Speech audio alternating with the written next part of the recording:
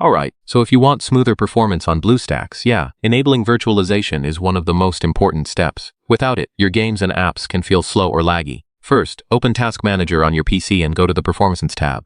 Check if virtualization is enabled or disabled. If it's disabled, restart your computer and enter BIOS settings. This is where you enable it. Inside BIOS, look for CPU configuration or advanced settings. Now find Intel VTX or AMD-V and set it to enabled. Save the changes and exit BIOS. Your PC will restart automatically. Once back in Windows, open Task Manager again and confirm virtualization is now enabled. Now open BlueStacks again for improved performance and smoother gameplay. And yeah, that's how you enable virtualization for BlueStacks. This one setting alone can seriously boost performance.